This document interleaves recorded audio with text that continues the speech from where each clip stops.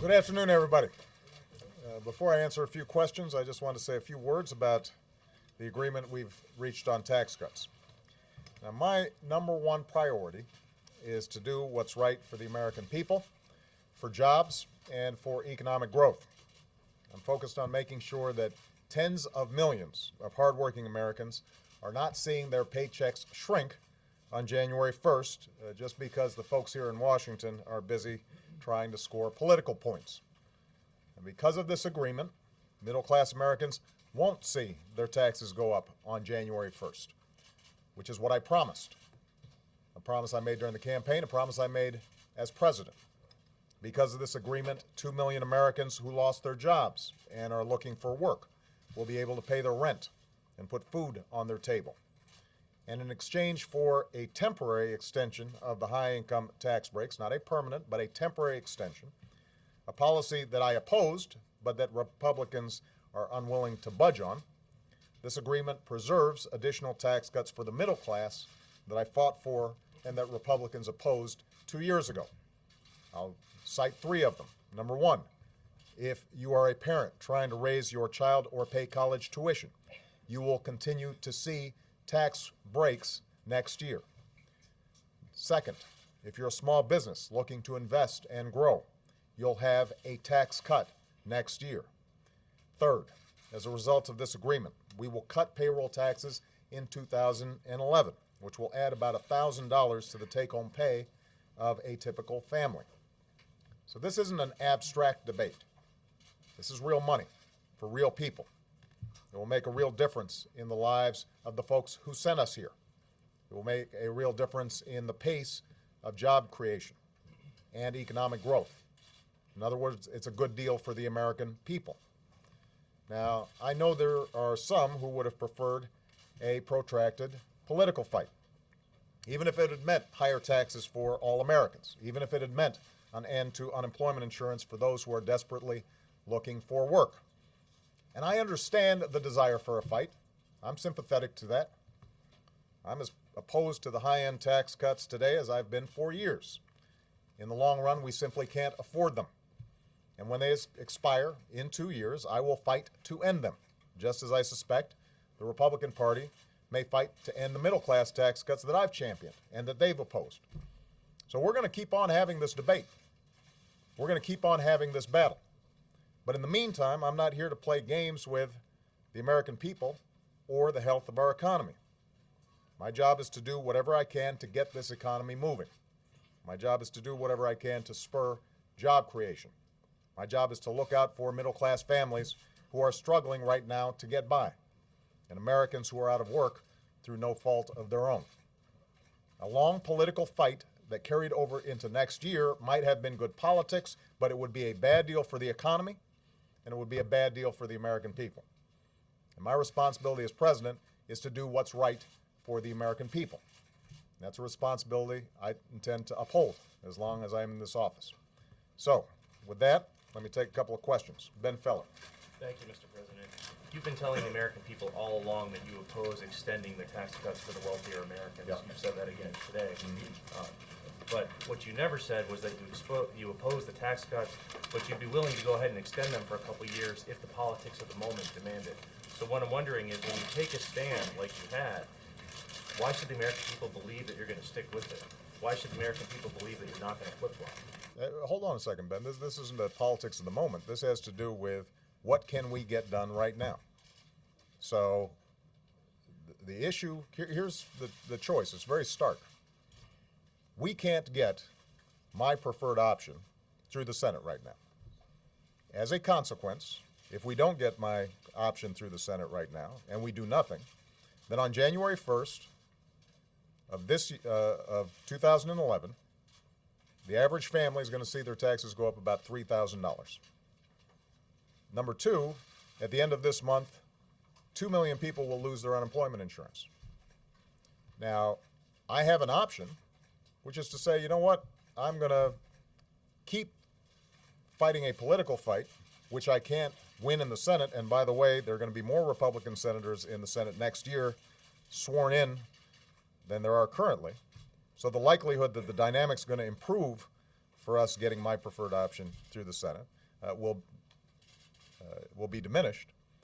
I've got an option of just holding fast to my position, and as a consequence, 2 million people may not be able to pay their bills, and tens of millions of people who are struggling right now are suddenly going to see their paychecks smaller. Or, alternatively, what I can do is I can say that I am going to stick to my position that those folks get relief, that people get help for unemployment insurance, and I will continue to fight before the American people to make the point that the Republican position is wrong. Now, if there was not collateral damage, if this was just a matter of my politics or being able to persuade the American people to my side, then I would just stick to my guns. Because the fact of the matter is the American people already agree with me. I mean, there are polls showing right now that the American people, for the most part, think it's a bad idea to provide tax cuts to the wealthy. But the issue is not me persuading the American people. They're already there. The issue is how do I persuade the Republicans in the Senate who are currently blocking that position. I have not been able to budge them. And I don't think there's any suggestion anybody in this room thinks realistically that we can budge them right now. And in the meantime, there are a whole bunch of people being hurt, and the economy would be damaged. And my first job is to make sure that the economy is growing, that we're creating jobs out there, and that people who are struggling are getting some relief. And if I have to choose between having a protracted political battle on the one hand, but those folks being hurt, or helping those folks and continuing to fight this political battle over the next 2 years, I will choose the latter. Let me follow quickly, sir. You're describing the situation you're in right now. What about the last 2 years when it comes to your preferred option? Was there a failure either on the part of the Democratic leadership on the Hill or here that you couldn't preclude these wealthier cuts from going forward? Well, let me say that on the Republican side, this is their holy grail, these tax cuts for the wealthy. This is seems to be their central economic doctrine. And so unless we had 60 votes in the Senate at any given time, it would be very hard for us to move this forward. I have said that I would have liked to have seen a vote before the election. I thought this was a strong position for us to take into the election, to crystallize the positions of the two parties, because I think the Democrats have better ideas. I think our proposal to make sure that the middle class is held harmless, but that we don't make these Bush tax cuts permanent for wealthy individuals because it was going to cost the country at a time when we've got these looming deficits, that was the better position to take. And the American people were persuaded by that. But the fact of the matter is, I haven't persuaded the Republican Party. I haven't persuaded Mitch McConnell, and I haven't persuaded John Boehner. And if I can't persuade them, then I've got to look at what is the best thing to do given that reality for the American people and for jobs. Juliana. Thank you, Mr. President. Back in July, your budget office's mid-session review forecast that unemployment would be 7.7% in the fourth quarter of 2012. Will this package deal lower that projected rate? And also, is it going to do more to boost growth and create jobs than your Recovery Act? This is not as significant a boost to the economy as the Recovery Act was, but we're in a different situation now. I mean, when the Recovery Act passed, we were looking at a potential Great Depression, and we might have seen unemployment go up to 15%, 20%, we don't know. In combination with the work we did in stabilizing the financial system, the work that the Federal Reserve did, that's behind us now. We don't have the danger of a double-dip recession. What we have is a situation in which the economy, although growing, although company profits are up, although we are seeing some job growth in the private sector, the economy is not growing fast enough to drive down the unemployment rate given the 8 million jobs that were lost before I came into office and just as I was coming into office. So what this package does is provide an additional boost that is substantially more significant than I think most economic forecasters had expected. And in fact, you've already seen some just over the last 24 hours suggest that we may see faster growth and more job growth as a consequence of this package. I think the payroll tax holiday will have an impact. Unemployment insurance probably has the biggest impact in terms of making sure that the recovery that we have continues and perhaps at a faster pace. So overall, every economist I've talked to suggests that this will help economic growth and this will help job growth over the next several months. And that is the main criteria by which I made this decision. Look, this is something that I think everybody has to remember. And I would speak especially to my fellow Democrats who I think rightly are passionate about middle-class families, working families, low-income families who are having the toughest time in this economy. The single most important jobs program we can put in place is a growing economy. The single most important anti-poverty program we can put in place is making sure folks have jobs and the economy is growing.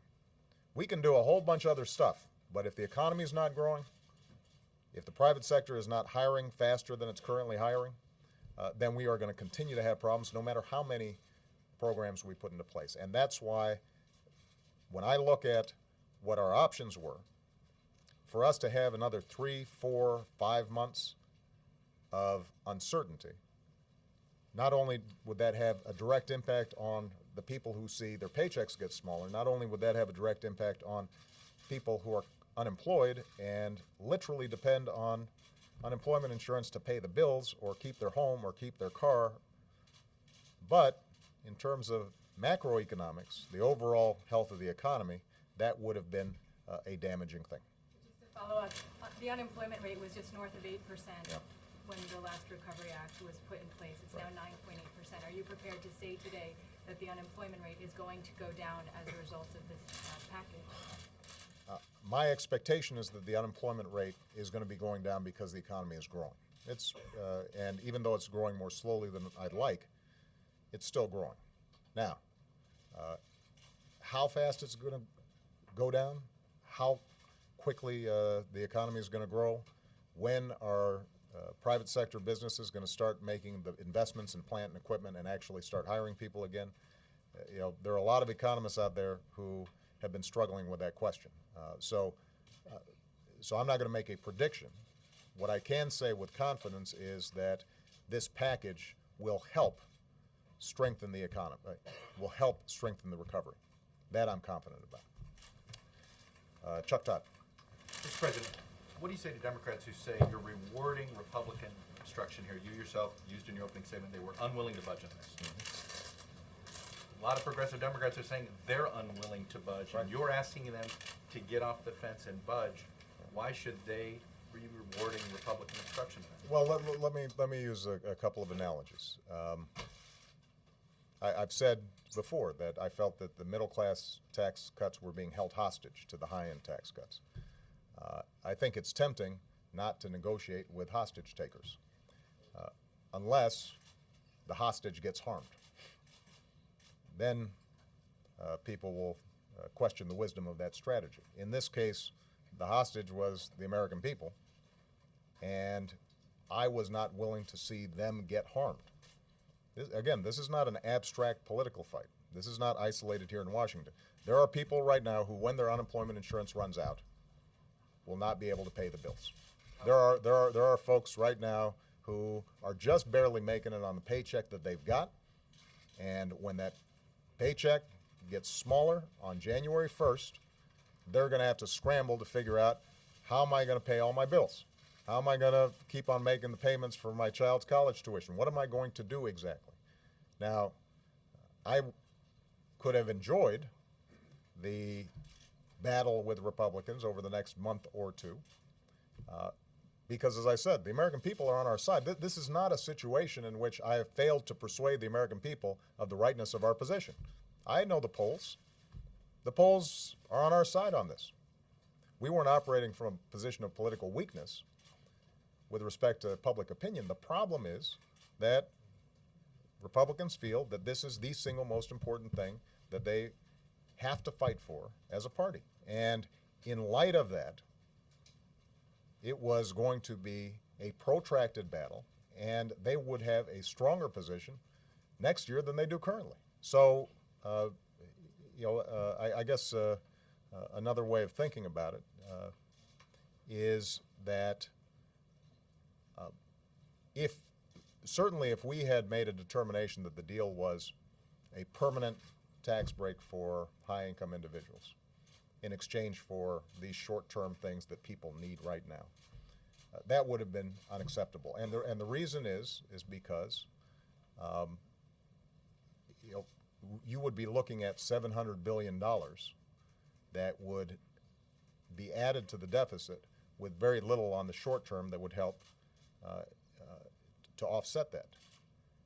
The deal that we've struck here makes the high-end tax cuts temporary. And that gives us the time to have this political battle without having the same casualties for the American people that are my number one concern. Aren't you telegraphing, though, a negotiating strategy of how the Republicans can beat you in negotiations all the way through the next year because they can just stick to their guns, stay united, be unwilling to budge, to use your words, and force you to capitulate? I don't think so, and the reason is because this is a very unique circumstance. This is a situation in which tens of millions of people would be directly damaged and immediately damaged, and at a time when the economy is just about to recover.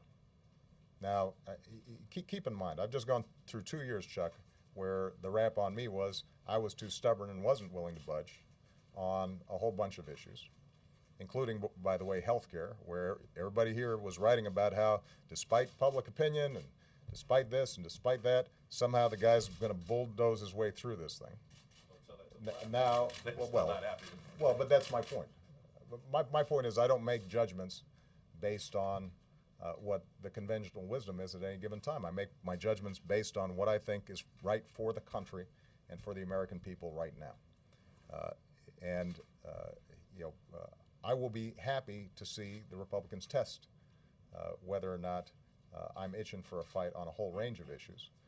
I suspect they will find I am. And I think the American people will be on my side on a whole bunch of these fights.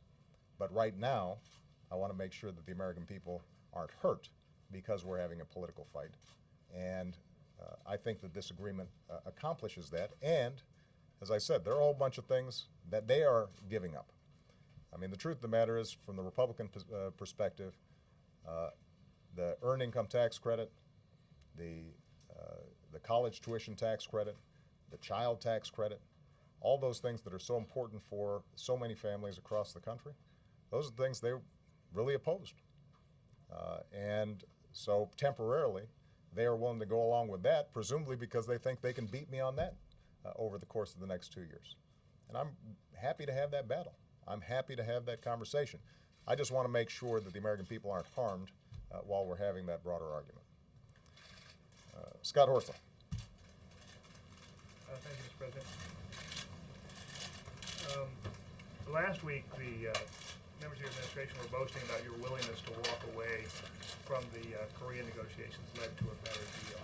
Can you explain how this situation is different? The difference is that if I didn't get the Korea deal done on January 1st, the taxes the middle class America wouldn't go up.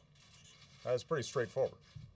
If we didn't get the Korea deal done by January 1st, 2 million people weren't suddenly looking at having no way to support their families. And that's why this goes to Chuck's question as well about what's going to be different in the future. I mean, you've got a situation here that was urgent for millions of people. But as I recall, with the Korea Free Trade Agreement, that was deemed by conventional wisdom as an example of us not getting something done. I remember a story above the fold on that. Then when we got it done with a better deal that has the endorsement of not only of the U.S. auto companies but also of labor, the story was sort of below the fold. So I would just point that out. I am happy to be tested over the next several months about our ability to negotiate with Republicans.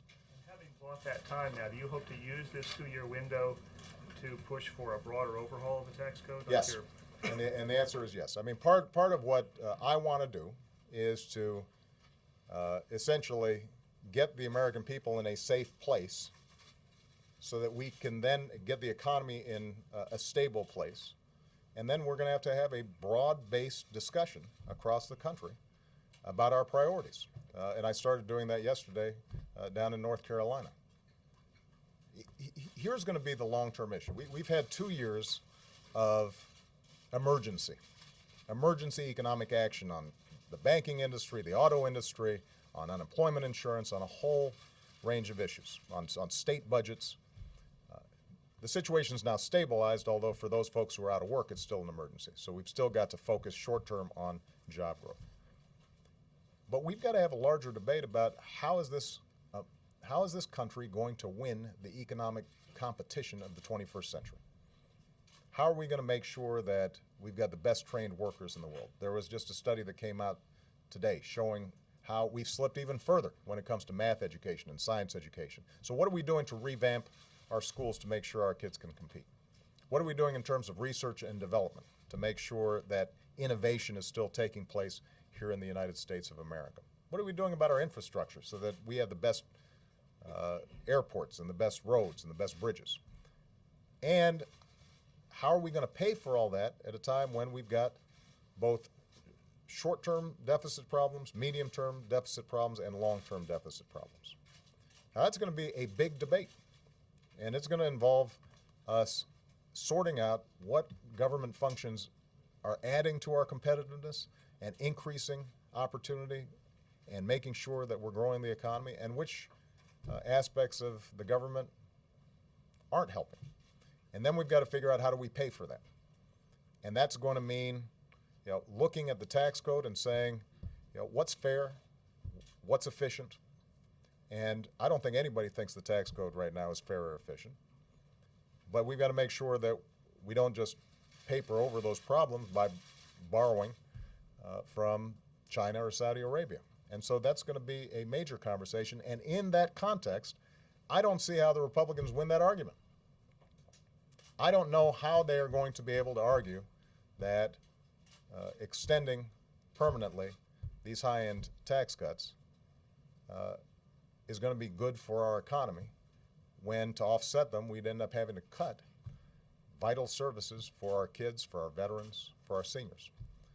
But I'm happy to listen to their arguments, and I think the American people will benefit from that debate, and that's going to be starting next year.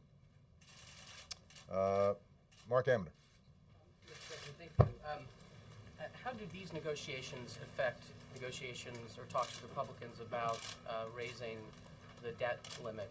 Because it would seem that they have a significant amount of leverage over the White House now going in. Was there ever any attempt by the White House to include the raising the debt limit as part of this package? When you say that it would seem they'll have a significant amount of leverage over the White House, what do you mean? Just in the sense that they'll say essentially we're not going to raise we're not going to agree to it unless the White House is able to or willing to agree to significant spending cuts across the board that probably go deeper and further than what you're willing to do. Well, what leverage would you have? In look, that situation? here's my expectation, and I'll take John Boehner at his word, that nobody, Democrat or Republican, is willing to see the full faith and credit of the United States government collapse. That would not be a good thing to happen. And so I think that there will be significant discussions about the debt limit vote. That's something that nobody ever likes to vote on. But once John Boehner is sworn in as a speaker, then he's going to have responsibilities to govern. You can't just stand on the sidelines and be a bomb thrower.